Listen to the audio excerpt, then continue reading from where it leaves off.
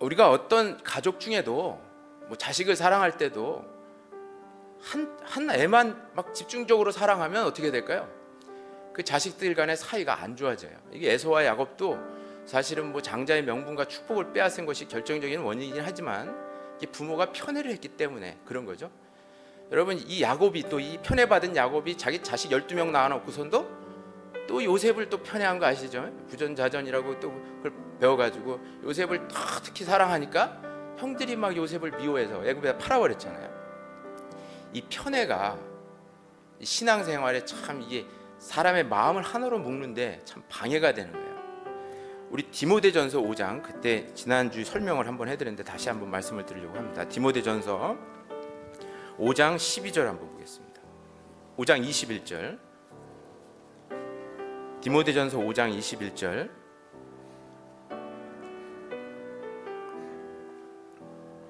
디모데전서 5장 21절 같이 한번 읽죠.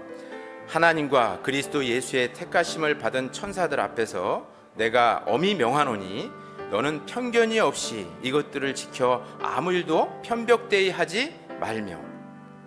자, 디모데에게 바울이 너는 전도자로서 어떤 편견이 없이 또 이것들을 지켜 아무 일도 편벽되이 행하지 마라. 어느 걸 치우쳐서 일하지 말라는 얘기죠. 어떤 사람만을 지나치게 사랑하고 어떤 사람은 지나치게 미워하고 이렇게 하지 말라는 거죠. 똑같이 다 사랑하라는 거예요. 똑같이 사랑하지 않으면 어떤 일이 일어나냐면 분란이 일어나고 마음이 나뉘어집니다. 그래서 지난주에 제가 시간이 없어서 이 문제에 대해서 깊게 다루지는 않았어요. 그래서 가정에서나 사회에서나 또 교회 안에서나 우리는 누구에게 편벽되이 사랑하고 편벽되이 행하는 거 있죠. 치우쳐서 행하는 것, 이런 것들을 정말 삼가야 됩니다. 그러면 그 모임이 이게 분열이 돼버려요. 지난주에 하나됨에 대해서 지난번에 말씀을 드렸는데, 가정에서도 어떤 애가 공부 잘하고 어떤 효도 잘한다고 걔만 막 지나치게 막 사랑하는 거를 옆에 있는 아이들한테 보여주면 소외감을 느끼죠. 그래서 사실은 그 자녀들끼리 사이가 안 좋게 돼 있습니다. 그래서 똑같이 사랑해야 돼요. 그건 교회 안에서도 마찬가지예요. 교회 안에서도 같은 구역에서 같은 조에서 어떤 특정한 사람하고만 교제하는 분들이 있어요. 그게 참 구역이나 교제를 이렇게 하나 되게 하는데, 구역이나 조를 하나 되게 하는데 방해가 됩니다.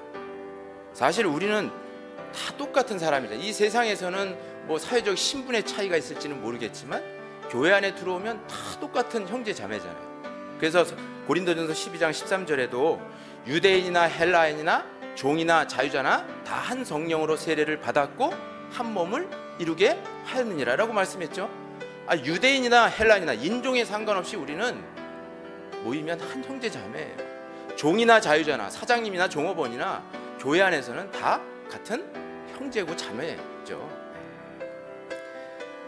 그런데 우리가 그것을 편벽되이 행하면, 어떤 사람들을 더 그렇게 가까이 하고 그러면 이게 좀 교회가 이렇게 나뉘어지고 그 조가, 구역이 이렇게 분열이 될 수 있는 겁니다. 이 세상에서는 우리 뭐 동남아시아 근로자들이 우리나라 오면 우리나라 사람들 막 차별하고 그러잖아요. 우리나라 사람이 저 유럽에 가고 뭐 선진국에 가봐야 또 차별받아요. 근데 성경에서는 유대인이나 헬라인이나 인종에 상관없이 우리는 한 몸을 이뤘다고 말씀하고 있죠. 또 사회적 신분, 종이나 자유자나 상관없이 한 몸을 이루고 있다고 했어요.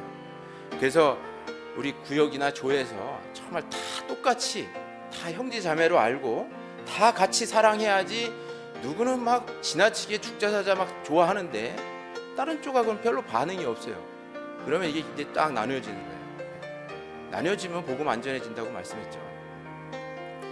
그래서 교회 안에서는 다 같이 똑같이 사랑해야 돼요. 이삭이 에서를 사랑하고 리브가가 엄마가 야곱을 사랑하니까 그 형제 간에 문제가 생기는 거예요. 그래서 우리가 교회 안에서 편벽되게 지나치게 누구만을 사랑하고 누구만을 좋아하고 하는 행위도 잘못된 거예요. 또 동시에 누굴 원수로 만드는 것도 잘못된 거죠. 그죠? 우리가 그리스도인이 누가 원수가 된다, 이것도 참 큰 문제입니다. 그거는 교회 안에서는 말할 것도 없고 우린 세상 사람들과도 누구와도 원수가 돼서는 안 되죠. 그리고 그를 용서하고 받아주라고 말씀했으니까. 그래서 다 똑같이 교회 안에서 사랑해야 됩니다. 담임 목사가 어떤 형제하고만 맨날 교제, 맨날 밥 먹고 맨날 같이 지내. 예? 그러면 다른 사람들이 어떻게 생각하겠어요? 다른 사람 되게 싫어하겠죠, 그죠? 야, 담임 목사님 뭐 저 형제만 좋아하는구나 막 하면서 굉장히 소외감을 느끼고 그런다니까요. 그래서 우리 교회에서는 우리 교제의 폭을 늘려야 됩니다. 그 영적으로 게으른 사람을 잠언 21장 4절에 문짝이 돌조기를 따라 도는 것 같이 게으른 자는 침상에서 구우느니라, 이런 말씀이 있어요. 문짝이 이렇게 계속 돌아가는 그 자리만 지나가죠, 그죠? 그 영적으로 게으른 사람이 누구냐면 맨날 교제하는 사람들하고만 교제하는 거예요. 좀 교제의 폭을 좀 넓혀야 되는데 맨날 그 교제하는 사람하고만 아주 끈덕지게 교제해요. 나머지하고는 별로 친하게 지내질 않아요. 또 무슨 그러면은 어떻게 되냐면 새로 구원받은 사람들이 그 모임 속에 들어와서 같이 이제 복음을 위해 살아야 되잖아요. 들어오는 게 참 부담스러운 거예요. 자기들끼리만 막 똘똘 뭉쳐 있으니까. 실제로 제가 이전에 목회하던 교회 어떤 구역이 그랬어요. 자기들끼리 굉장히 사랑해. 그런데 누가 구원받았는데 거기 딱 들어가기가 막 자기들끼리만 좋아하니까 부담 막 스러운 거예요. 그리고 또 새로 어디서 이사 왔으니까 또 소외감을 느끼는 거예요. 자기들끼리 막 교제하고 편벽대에 행하니까. 그러니까 이런 것이 교회 안에서 이렇게 하나가 되는데 참 방해가 되는 겁니다.